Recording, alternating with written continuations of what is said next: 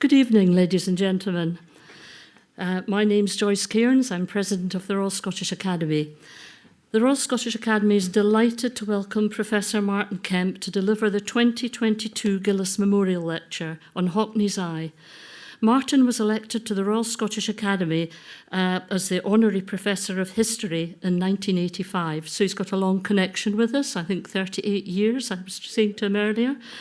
Now, before I properly introduce you to Martin, let me tell you a little bit about how the Gillies Lecture was established. When Sir William Gillies died in 1973, the bulk of his estate was bequeathed to the RSA. The Gillies home in Midlothian was sold to establish a special fund, the income of which was to be devoted to educational and charitable purposes. As a result of this fund, the Gillies Memorial Lecture was established in 1978. The initial lecture was delivered by Lord Kenneth Clarke on collectors and collecting. There then followed a long line of most distinguished speakers, including Lord Yehudi Menuhin, Sir Jeremy Isaacs, Lord David Putman, the designer Jean Muir, and Sir John Layton, and just to name but a few. And so we're very honoured to add Martin to the list here tonight.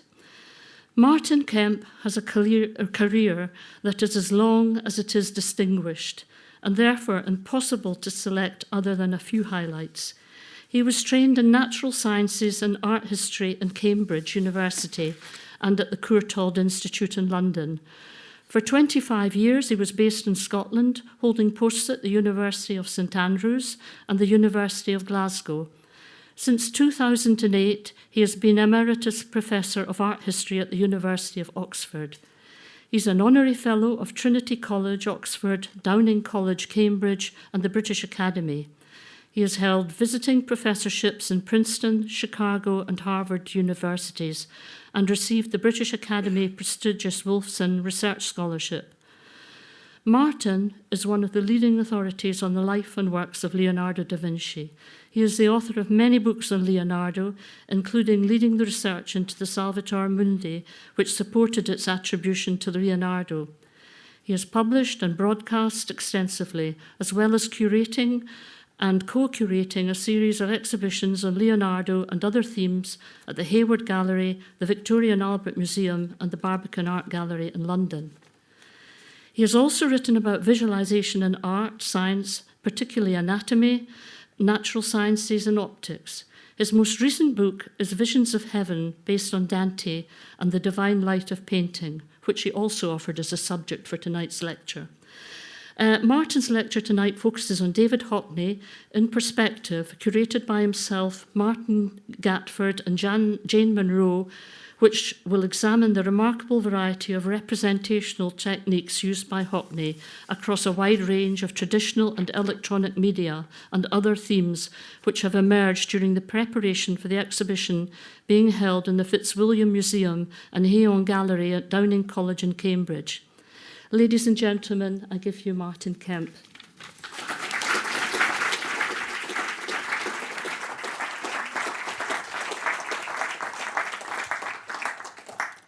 Joyce, thank you very much. I'm not quite sure how to take the Kenneth Clarke precedent. He gave one of the worst public lectures I've ever heard in Glasgow.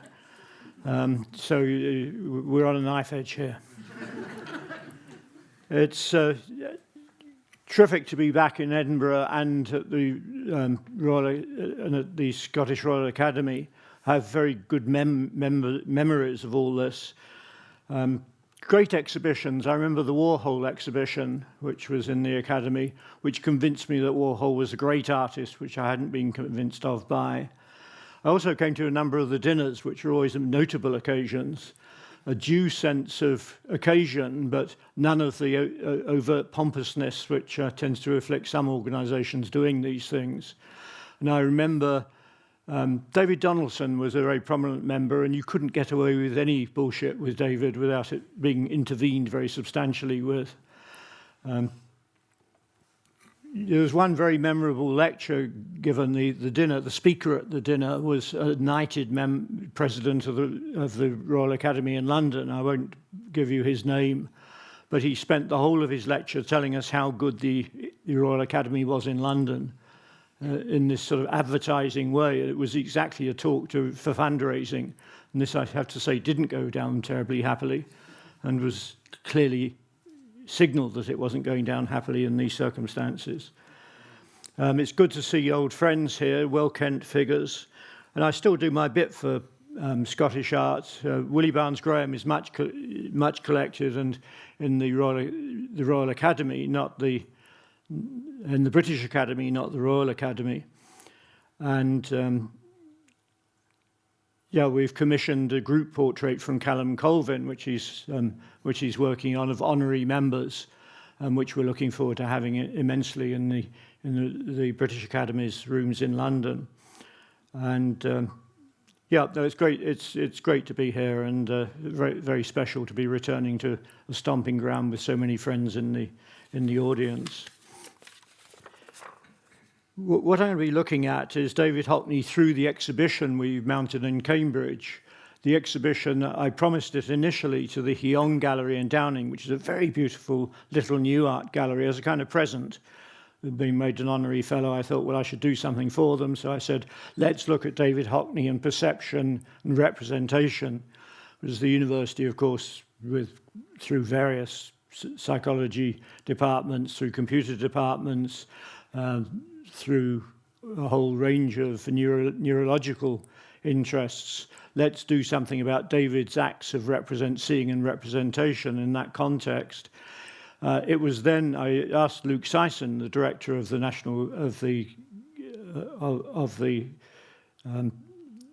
Fitzwilliam. I asked him, would he like to do something at the same time? And he said, well, it's very difficult. We've got the exhibitions already scheduled. And a week later, he phoned me up and said, yes, let's go for it.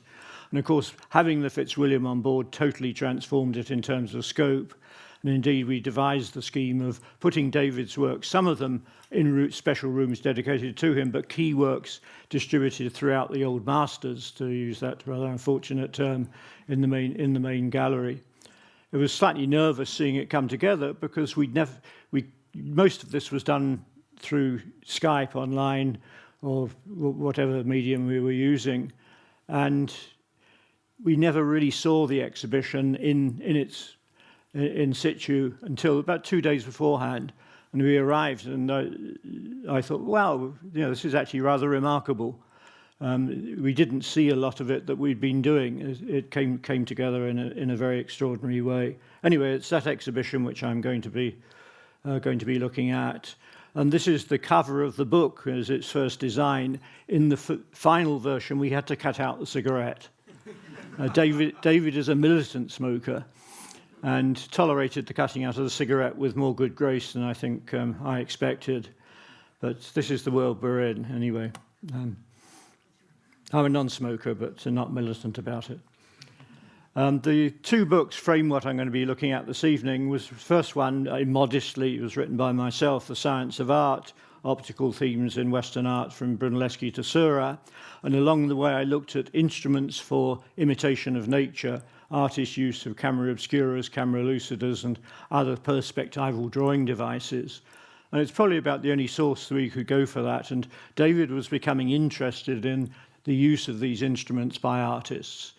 And he started corresponding with me. We met in 1999, as you will see. And that then resulted in his book, Secret Knowledge, based largely, particularly upon his use of the camera lucida, which I'll be talking about, and his great vision for what he called a camera culture in European and Western painting.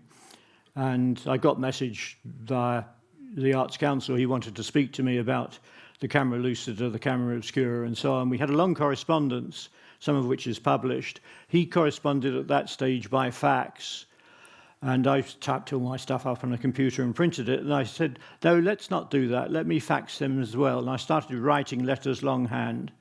And it's very interesting, the difference it makes. The speed of writing and how you express things are quite different. We bang away on keyboards in a rather negligent way. If we're writing it out somehow or other, it has a different context to it. And if halfway through I thought some of this is going to be published, of course that had a deal of effect upon the whole enterprise as well. the instrument which he himself was experimenting with very directly was a camera lucida, invented by William Hyde Wollaston in the early 19th century. And it's a better device in a way than the camera obscura, which requires different light levels. It's not very portable, and artists used it. Vermeer did, Canaletto did, but the Wollaston camera lucida meant you could draw outdoors, you could do portraits, and so on. It's a prism-based device in which you can both see the drawing surface and the scene outside at the same time. You've got a split pupil technique with little eyepiece, and you look down and you can see the surface you're drawing on, but at the same time you can see the image of what's in front of you, whether for portraits or for landscapes. It's become very popular for amateurs, and particularly ladies taking up topographical art as a genteel pursuit. Here, a young man drawing a rather fancy young lady in the optical diagram. David got interested in this when he saw the Ang exhibition in London, and he looked at these portrait drawings, which Ang did in the second decade of the 19th century when he wasn't really popular. But he made a living in Rome with the Grand Tour people coming to sit for him, often with backgrounds in Rome and so on. And he started looking at these Ang portraits very carefully, admiring, as we all do, the extraordinary characterization, delicate characterization of the figures. But he also looked at some of the surrounding elements, and he looked at the draperies. He said, that's an odd way to do draperies. It doesn't look as if it's been eyeballed, does it? He said, this looks almost traced. You know, some of the folds are delineated, but they don't actually sort of add up in a way to an observed folds. And he set that beside, and this is where Warhol comes in again, Warhol's tracings. This is a tracing by Warhol. He made these by projecting the images onto a wall and then drawing them. And he felt they had the same kind of line. It's a nice observation. I'm entirely convinced by it that Ang is using the camera lucida to mark out the essentials of the head and then just trace in, as it were, the draperies, which and leaving them pretty generalized, as not as specific focuses in the painting, in the drawing itself.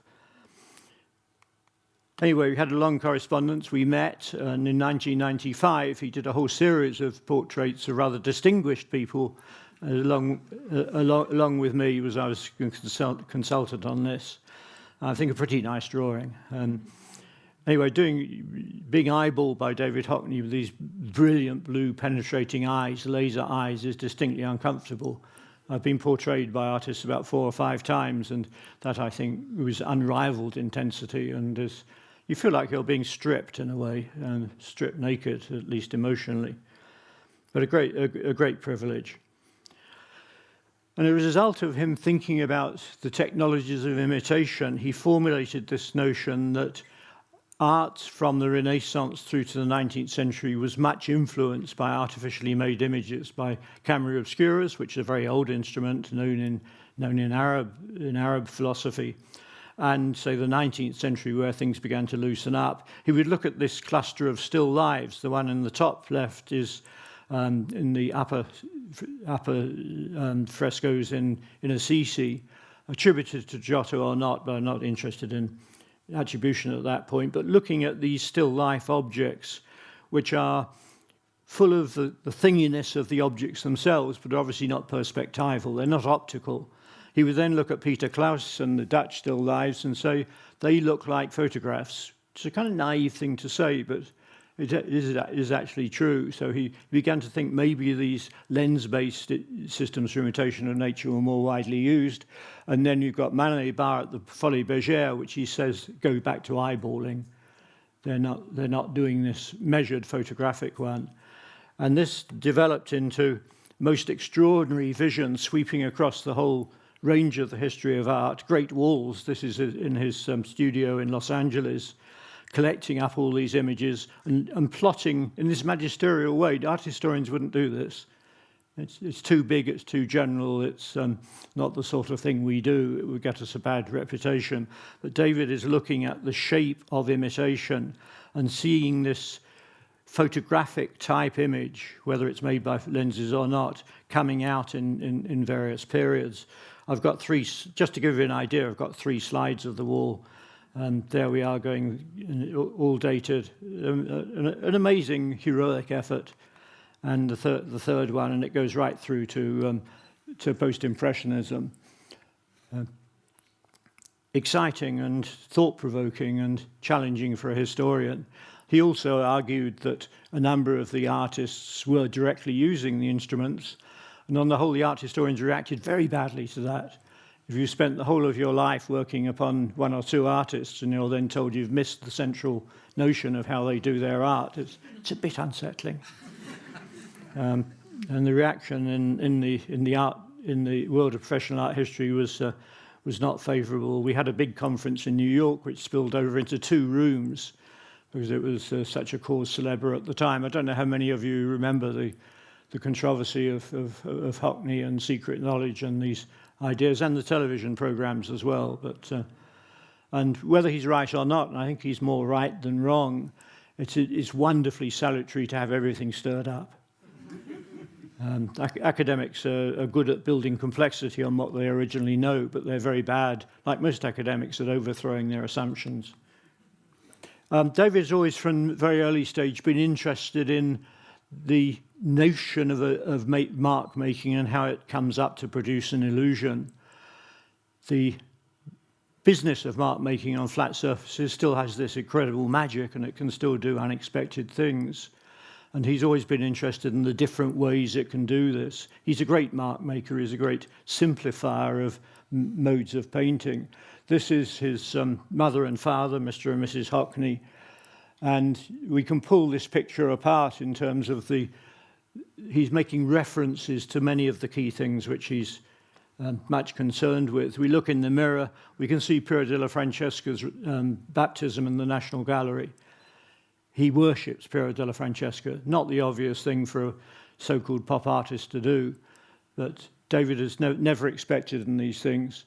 One of the books, the book lying on the horizontal and in the bookcase is Chardin, enormous admirer of Chardin, for his economy, and the way in which Chardin could do rather generalized surfaces with a little blip of impasto and somehow make it into something magic and convincing.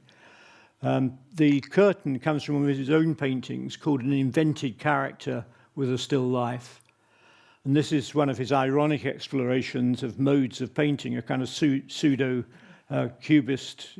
figure, the invented man, a table in orthogonal perspective, not converging perspective, but with a Chardin still life on it, and a chair in rather immaculate perspective, and a curtain. These are the sorts of things that Dutch artists occasionally put on their pictures as illusionistic devices. Immensely thoughtful, immensely conscious of the modes of how you do make pictures of this sort, how you might make marks and how they happen. If we look at these classic pictures, the classic phase of Hockney's work, Ozzie Clarke, Celia Birtwell and Percy, from swinging London days, there is a lot of Piero della Francesca in that, which you wouldn't expect from an artist of that generation. And he's doing figurative art at a time when the measuring rod was American abstract expressionism. This doesn't look like Piero della Francesca in any very conscious way, but the coolness and the poise of the perspective and of the characters is very much in character, and you've got a Chardin still life for good measure in there. But he became worried about this. He became concerned that these pictures were too rigid. The perspective was ossifying the image, freezing it in a certain way. And he said, seeing isn't like that. We don't, in our acts of seeing, ossify our image, and we might translate it into some sort of perspectival vision. But in fact, as we look round, of course, all the perspective changes, and it's a much more fluid, dynamic process. And this picture, which he never has completely finished, it's been given to the Tate, he can't get any further, or couldn't get any further with it, was a kind of crisis. There was something wrong with what I was doing. I've called it obsessive naturalism, but then I didn't know what it was. Photography was causing it. Any photograph will only have one perspective. In real life, when you're looking at 10 people in a room, there are 1,000, because the moment the eye moves, it changes, That's what real life is. The eye moves all the time. And this is Wayne's sleep, and I always forget who the other man is. Let me get to it. Yeah, George Lawson. Sorry, I really must remember his name properly next time. George Lawson and Wayne Sleep, the great dancer. And the area behind the sitting man is full of changes of mind. He's trying to do something with that area and he can't work it out. And he decides that it's the rigidity of the perspective, this frozen viewpoint, that's really causing the crisis. He could have gone on producing these pictures for ages. You know, the classic period Hockneys, he could have gone on and on. He could have been doing Hockneys forever, and they'd be very popular. One of the notable things with David is as soon as he gets something working really well, he does something else. As soon as it's working well, he's lost interest in it in a sense, because it just becomes a repetitive element of using the skills he's got, which are pretty prodigious. In the Cambridge exhibition, since we're looking at negation of perspective, his rejection of perspective, what, as you'll see, is called reverse perspective, we thought we better say what perspective is. And I thought, let's do perspective in the gallery. This is the Upper Marley Gallery in the Fitzwilliam.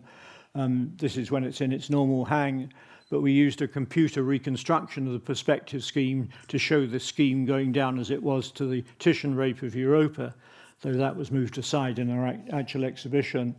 And we, alongside the high-tech computerized version of this, we did a big glass window with the perspective drawn on it, and an X on the floor where you have to stand, and a level of the eye you have to stand, which is a demonstration that perspective is, at least in how it's constructed, is a monocular system, and freezes the whole image around that. And he identified photography with that. So although he's a prodigious user of photography, he says it's not how we see. We think we see like photographs at our peril, because it's not how things work. He's interested in perspective from very early age. On the corridor of the school in Bradford he went to, the upper corridor, there was an image of Fra Angelico's Annunciation. I think this was one of the, there was this program in schools when I was a child where we got posters, reproductions sent round to hang on the walls of the school. And I think this probably is one of those, and it's nice to see it has a fruit. He was fascinated by this as an optical illusion, and also fascinated by its beauty. In Fitzwilliam, this is on a wall in the convent of San Marco at the top of stairs, and obviously a fresco is not movable. But in the Fitzwilliam, we had an ideal substitute, not in terms of scales. This is tiny Domenico Veneziano's Annunciation. This is one of the pictures, or probably the picture, which turned me into an art historian. As a science student, going and looking in the Fitzwilliam at these things, and I hadn't encountered them before, and I thought they were just magic and beguiling. So I have very fond memories of this. Just to give you some context to the picture, it's a predella panel. It's one of these little panels along the base of an altarpiece. Of the St. Lucy altarpiece, San Lucia dei Magnoli, the church in Florence, and this is a reconstruction. The painting is in the Uffizi. The Fitzwilliam has two of the paintings, the Annunciation and the Miracle of St. Zenobius that we'll be seeing, and the other ones are in America. Anyway, this is just to give you some context for this little predella panel. We applied computing techniques to the analysis of the perspective to reconstruct the space that was in Domenico's mind. It's not portraying a real space. It's surprising, isn't it, how deep it is?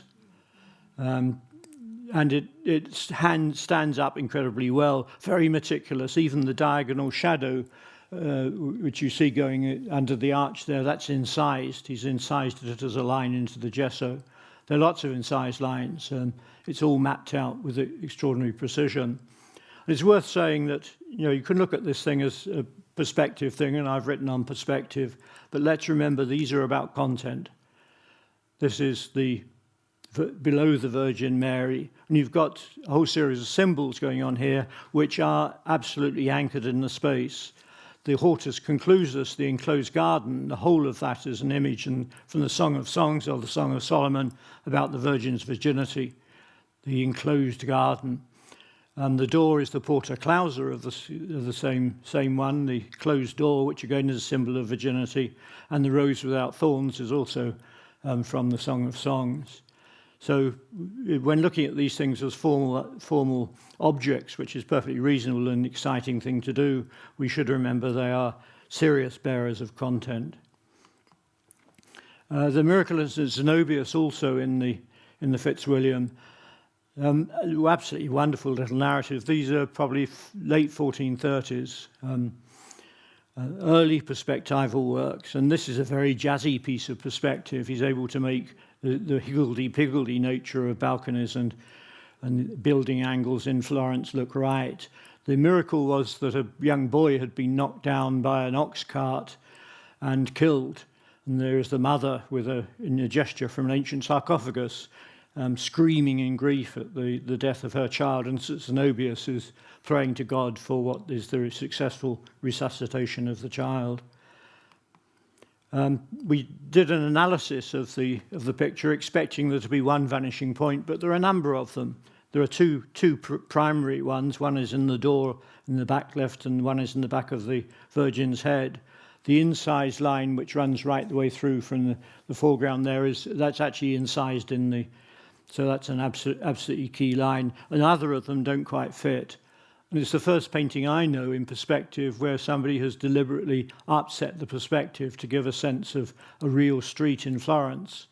It's not a portrait of the actual Borgo in which the miracle occurred, but it has this very remarkable sense of the naturalism of a streetscape which has been built up over time rather than as a perspectively planned unit. David then made his own variations, not all that long ago, on the Fra Angelico Annunciation, which, and you can see here. What is he doing here? The answer is that he's doing a subjective interpretation of the space as looked at. The Virgin is the key figure in this. This is where the attention is, and she has this large space which sort of looms off into the distance, and he's opening up the picture space. With perspective, he says we close everything down to a single viewpoint, but actually space opens up. If I'm here, I'm able to embrace all that range of things, and I don't necessarily shut it down. And when he was doing this, one of his companions said, I've come across an essay by Pavel Florensky, who is an extraordinary Russian priest, polymath, critic, historian, and a theologian who was killed under the Stalin regime. And Pavel Florensky advocated something he called reverse perspective. And he looked at Russian icons. This is from the 1520s, the same generation, as it were, of Masaccio, by Rublev, Andrei Rublev, the great painter of icons. And he looked at this and saw that the base of the chairs, the base of the platform which they're on, actually doesn't recede to the distance. You see both sides of it. And he saw this as reversing perspective. And he put it in the very remarkable context of saying, this is a view of modern space-time done in the 15th century. So he is saying the Russian Orthodox icon painters are doing something before Picasso. He saw it also as relating to modern notions of space-time in physics and built a whole series of things. So effectively, these Russian icons from, say, the 15th century, like Andrei Rublev, were centuries in advance of the Western people abandoning perspective. I think this is not sustainable as a historical argument, and David knows I think this, because the Andrei Rublev painting is not meant to be an eyewitness. It's not meant to be an optical thing, it's a spiritual thing. It's like Dante's Paradiso, all the optical rules break down. It's a heavenly realm, so it's not a realm of optical imitation at all. But But who cares? I mean, David does absolutely wonderful things with it, and Florensky is a very remarkable and virtually unknown, fairly much unknown writer who deserves to be rediscovered. Very potent, very strong, very thoughtful, very ingenious, and across an enormous range of things. Well, that's David is doing his reverse perspective here. We devised this and say, look, we're going to show some of these paintings beside David Hockney's works. We have the Domenico Veneziano and the David Hockney enormously bigger, very close together. And he was distinctly nervous. You thought, going into the gallery the first time, you thought, we're going to be in trouble here. In fact, and with the critics, I thought they're either going to be saying that David Hockney's sort of bright, luminous colouring kills the old masters, and Jonathan Jones did actually said he made the old masters look like a wet nappy. But generally speaking, they weren't taking choices. And I think what happened was that the pictorial register is so different. They're the same subject, they're related to each other, but they didn't fight each other. That David's vision was sufficiently far from what Domenico Veneziano is doing that you looked at them in their own right. They both represented themselves.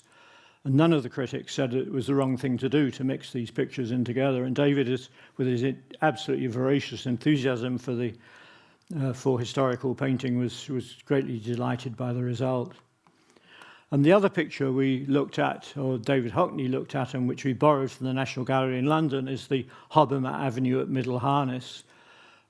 Generally speaking, views of countryside don't lend themselves to perspective. There's an implicit perspective of scale, but not to these kind of demonstrations.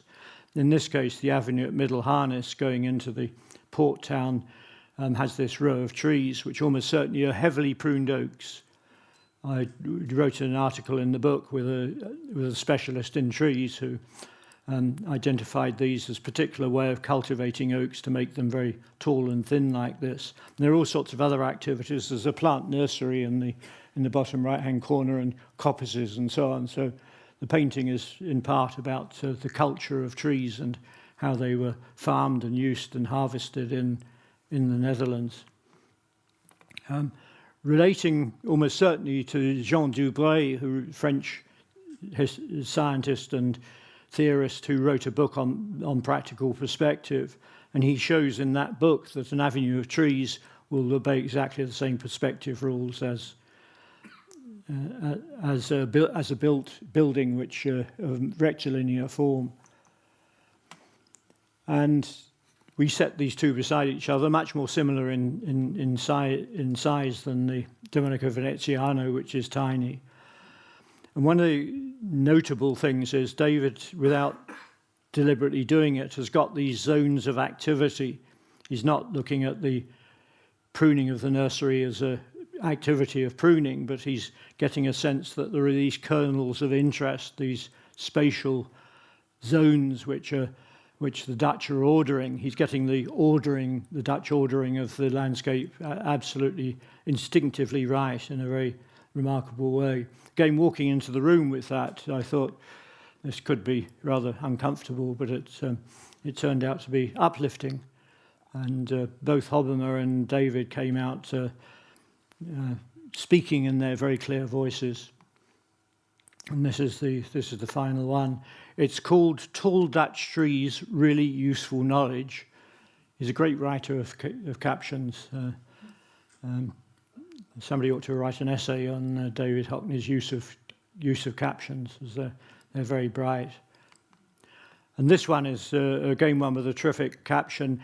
It opens up inside as well as the caption for this.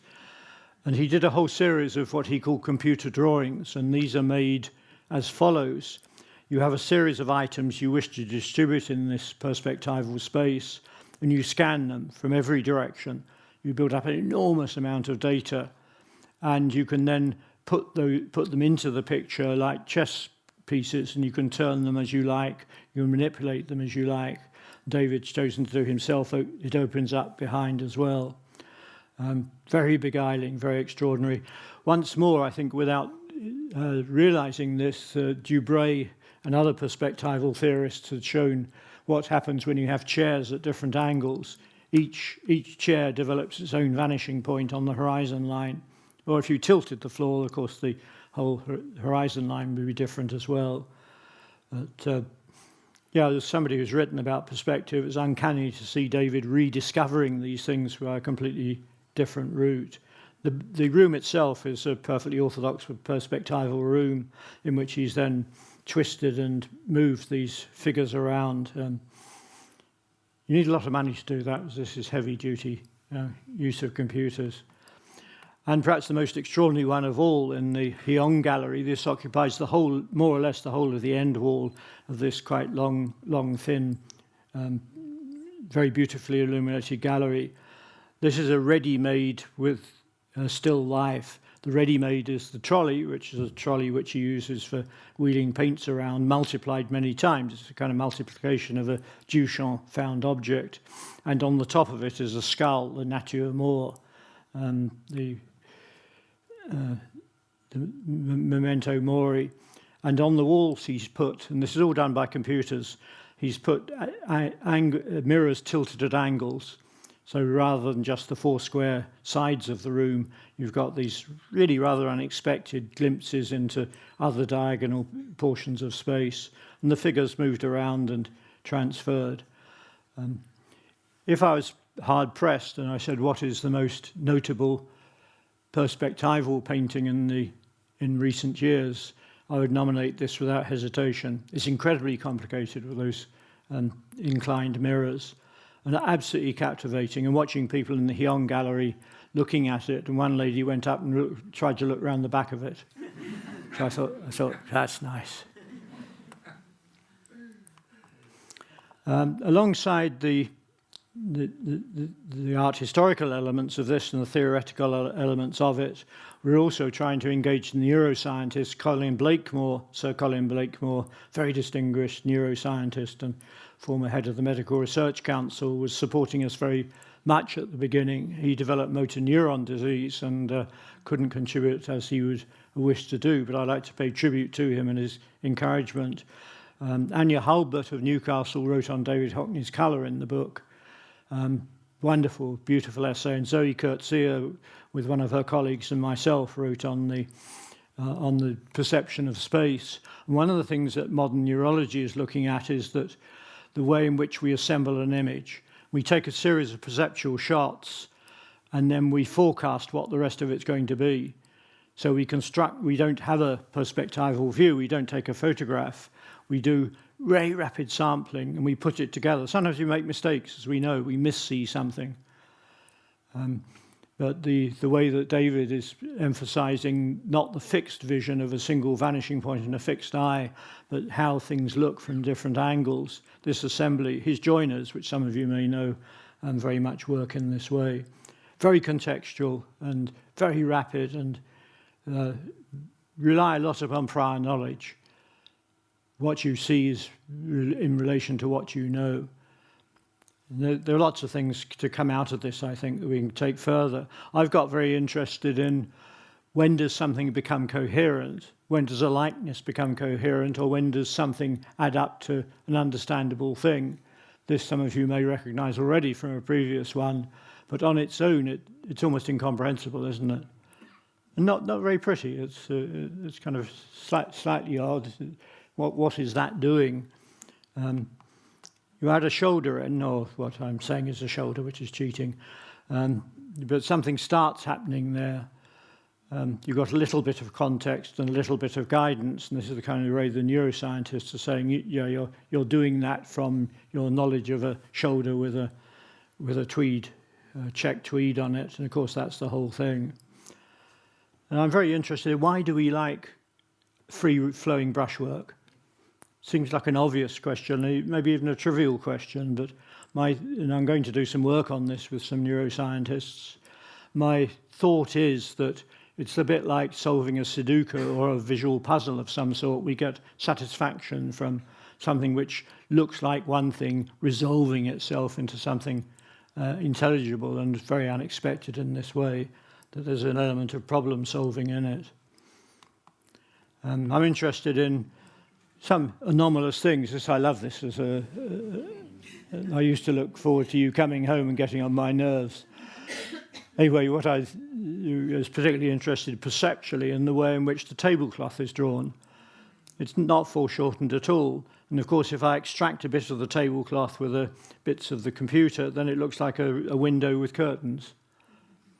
And yet, we want to make it work in space. Therefore, we are perfectly comfortable. We don't groan about the checkerboard not going to a single vanishing point. So I'm interested in what are the limits of representation? What do they do? How do these images work? Often very anomalously. As those of you who are artists will know that you're testing that all the time in a way, how things work and how often they're unexpected, and it's the unexpected which makes great art. He also did a series of iPad drawings, we've got these in the exhibition on screens, and it's a time lapse we're doing, so you can see the work developing. Everywhere else is showing these as posters, as coloured reproductions. We said we really want these screens, partly because they have a wonderful luminosity, and partly to see him working on these is just absolutely beguiling. And suddenly doing a little blip of impasto, which transforms the whole surface. Very economical, wondrous. If you look at the stamens of the lily there, if you take them out of the context, take them out of this comprehensible context, and they don't become anything understandable at all. So the contextual aspect, which is coming through in modern neuroscience, and how we see what we want to see according to what we know already, is highly applicable in these circumstances. A particular favourite of mine is, beg your pardon. A particular favourite of mine is the vase of flowers, lovely shimmying like a slightly portly lady in a gossamer dress. Probably get hauled over the coals for saying that. But, and if you look at the roses, the tulips, rather, if you look at the individual tulips, their resemblance to tulips is very small. Yet they become tulips. And I'm interested in portraiture. How far can you take portraiture and do it very freely? And how far can you do a Francis Bacon to a portrait and still have it understandable? How far can you take a Picasso portrait and it still be a portrait? And do we do that more with painting than with photographs? Do we grant paintings greater license in terms of their remoteness as obvious likenesses than we do with photography? Anyway, I'm hatching a whole series of problems, and one of the nice things about a productive and interesting exhibition is that there should be as many questions coming out at the end as they do at the starting point. But during the course of it, this happened. I needn't tell you what that is, but it pulls you up and you think, does it really matter? Do Hockney's computer-drawn still lives really matter? The conventional answer, of course, and I think it's still valid, is that these are some of the greatest things that human beings could do, this joyous representation of the world around us. And that is absolutely necessary to cling on to in the face of the absolutely unqualifiedly hideous things that are happening. But also with David, there's a surprising element of politics in secret knowledge which nobody pays attention to.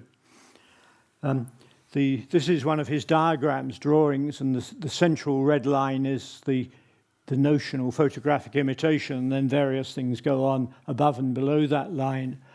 And he's sort of plotting, and the modern period, the postmodern period, it becomes a tangle of lines, which, as a historian, I sometimes feel is about right. Anyway, this is what he wrote about these images. Around 1930, though, the red line gets thicker. Movies are now everywhere. The most vivid depiction of reality possible, it was thought. This is the period when modern art suffers its most serious attacks, especially from the great tyrants Hitler, Stalin, Mao, who all demanded lens-based pictures and used them to consolidate their power. It is also the period of the world's bloodiest conflicts, way beyond anything previously known. Are these things connected? Certainly the control of the media was essential for the slaughter. In the 1970s, the computer arrives and changes the lens picture.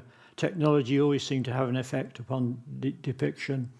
Computer manipulation means that it's no longer possible to believe that a photograph represents a specific object in a specific place at a specific time, to believe that it is objective and true. That's 2001. And that's pretty prophetic, particularly in light of what's happening now. We now see this dimension where it's not just that you can represent the untrue as true, but the true image can be criticized as fake. And where are we in this very slippery world of representation when a fake thing can look entirely real and the real thing can end up by being accused of being a fake? Terribly dangerous and very, very unsettling in many ways. A Scottish postscript. Added rather politically, obviously, for the present audience, but I think nonetheless it's worth making. Gillies himself still lives by Gillies. The one on the left, he does exactly what David is able to do later with the drawings, these extraordinary vibrant colours which don't represent anything in detail, but come in collectively to create this extraordinary image. The one on the right is like David Hockney's Joiners, a series of perceptual shots. I don't know whether William Gillies was interested in the perceptual aspects at all, but he's an experimenter with them as a painter. They seem to me to be in conversation with David Hockney and what he's doing. Elizabeth Blackadder, one of my all-time favourite artists. The jugs are very juggy. They're really thingy. They're not done in perspective, though, as you can see, nor is the table done in perspective. And this is a long time before David Hockney is doing reverse perspective or whatever he's doing. I don't know if David knows Elizabeth Blackadder's work at all. I will ask him when he comes through to see the Cambridge show. But it seems to me there's a very interesting relationship between Elizabeth Blackadder, what she is doing, and what David is now doing. One can also look at artists of the present day. Anyone who doesn't recognise this is excluded from all Academy events in perpetuity. This is Joyce Cairns, and I love the round ashtray, which is full of roundness, and the arborello or whatever it is, the little medicine type jar, the blue and white ceramic, which is absolutely not. And they're both very thingy. They both have got that sense of rightness to them. But this is where any art historian is going to stop, because living artists can answer back. And I'm a historian. Anyway, thank you very much.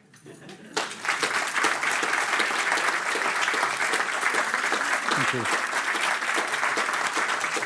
Thanks, everybody. My name's Eddie Summerton. I'm the Secretary of the Royal Scottish Academy, and we're offering our gratitude to Professor Martin Kemp for quite a fascinating lecture. And it's brilliant to be in a lecture theatre again, live again, and for us, amongst us who are teachers, to have an audience is fantastic. So thanks to Martin, thanks to Jonathan, thanks to Jude Flogdall, Martin's PA, for setting everything up for us. Colin Greenslade and the staff at the RSA for their arrangements, and thanks to the audience yourself for supporting the RSA and supporting the future of the RSA, the Gillies Lectures, and do keep an eye on our website and our friends' catalogues to find out what's happening in the future.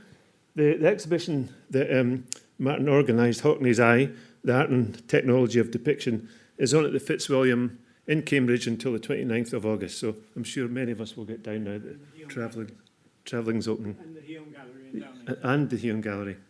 So I'm going to ask President Joyce Cairns up again to offer Martin a gift from the RSA. Well, I am flattered. How to make friends and influence people. We have a little thing to present to Martin tonight, and this is the first time we've been able to do this for the Gillies Lecture.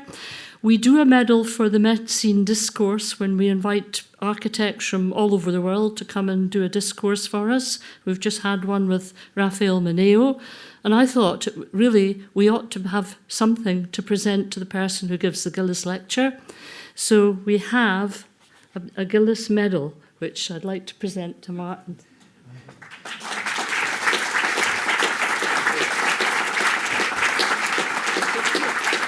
Thank you.